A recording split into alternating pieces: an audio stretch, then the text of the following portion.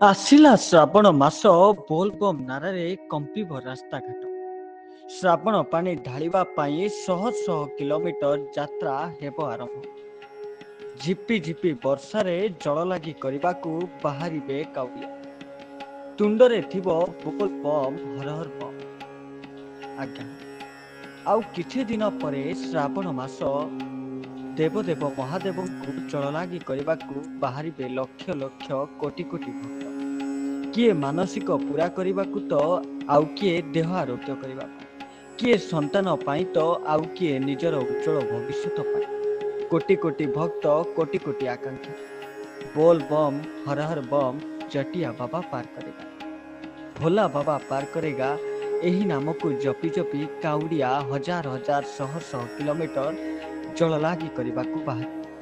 ଝିପି ଝିପି ବର୍ଷା ସହିତ ଖାଲି ପାଦରେ ଉପବାସ ରହି ଶହ ଶହ ହଜାର ହଜାର କିଲୋମିଟର ଜଳ ଲାଗି କରିବାକୁ ଭକ୍ତମାନେ ଯାଇଥାନ୍ତି।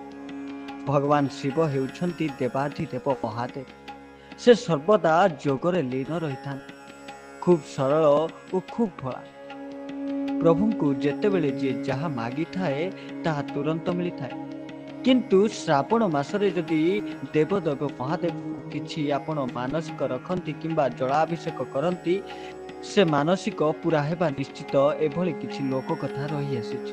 ତେଣୁ ପ୍ରଭୁଙ୍କୁ ଭୋଳାଶଙ୍କର ମଧ୍ୟ କୁହାଯାଏ।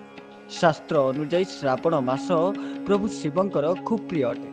ଏହି ମାସରେ କିଛି ସରଳ ଉପାୟ କରିବା ଦ୍ୱାରା ଭୋଳାଶଙ୍କର ପ୍ରସନ୍ନ ହେବା ସହ ଉତ୍ତମ ସ୍ୱାସ୍ଥ୍ୟ ଠାରୁ ଆରମ୍ଭ କରି ଧନ ସମ୍ପତ୍ତି, ସଫଳତା, ବିବାହ ଆଦି ହୋଇଥାଏ। ଚଳିତ ବର୍ଷ 22 ଜୁଲାଇରୁ ଶ୍ରାବଣ ମାସ ଆରମ୍ଭ ହୋଇଥିଲା ବେଳେ 19 ଅଗଷ୍ଟରେ ଏହା ଶେଷ ହୋଇଯିବ। ତେବେ 4ଟି ବିଶେଷ ଉପାୟ ବିଷୟରେ ଜାଣନ୍ତୁ, ଯାହାକୁ ଆପଣେଇବା ଦ୍ୱାରା ଶ୍ରାବଣରେ ଆପଣଙ୍କ ଭାଗ୍ୟ ବଦଳିଯିବ। ଶ୍ରାବଣ ମାସରେ ପ୍ରଥମ ଦିନରେ ଶିବ ମନ୍ଦିର ଯାଇ ପ୍ରଭୁଙ୍କୁ ଜଳ ସହ କଳା ରାଶି ମିଶାଇ ଅର୍ପଣ କରନ୍ତୁ। ଏହି ଉପାୟ ଦ୍ୱାରା ଭଗବାନ ଶିବ ଖୁବ୍ ଶୀଘ୍ର ପ୍ରସନ୍ନ ହୋଇଥାନ୍ତି।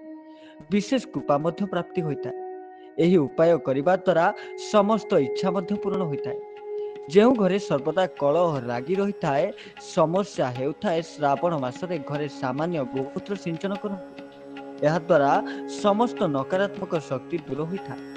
ଦୀର୍ଘ ଦିନ ଧରି ପରିବାର ସଦସ୍ୟ ରୋଗାଗ୍ରସ୍ତ ରହୁଥିଲେ, ରୋଗ ଲାଗି ରହୁଥିଲେ, ଅନେକ ଚିକିତ୍ସା କରାଯିବା ପରେ ମଧ୍ୟ ସୁସ୍ଥ ଯଦି ହେଉନାହାନ୍ତି, ତାହେଲେ ଆପଣ ଶ୍ରାବଣ ମାସରେ ଅସହାୟଙ୍କୁ ଦାନ କରନ୍ତୁ। ଏହାଦ୍ୱାରା ଶୁଭ ଫଳ ମଧ୍ୟ ମିଳିଥାଏ। ଯଦି ଆପଣଙ୍କର ଅନେକ ପରିଶ୍ରମ ଓ ଚେଷ୍ଟା କରିବା ପରେ ମଧ୍ୟ ଚାକିରି ମିଳୁନଥିଲେ, କର୍ମକ୍ଷେତ୍ରରେ ଯଦି ସମସ୍ୟା ଲାଗି ରହୁଥିଲେ, ଉନ୍ନତି ହେଉନଥିଲେ, ଅସଫଳତା ମିଳୁଥିଲେ, ଶ୍ରାବଣ ମାସରେ ମା ପାର୍ବତୀଙ୍କୁ ରୂପା ପାଉଁଜି ଅର୍ପଣ କରନ୍ତୁ। ଏହାଦ୍ୱାରା ଖୁବ୍ ଶୁଭ ଫଳ ପ୍ରାପ୍ତି ହୋଇଥାଏ। Bureau report, news alert 24x7।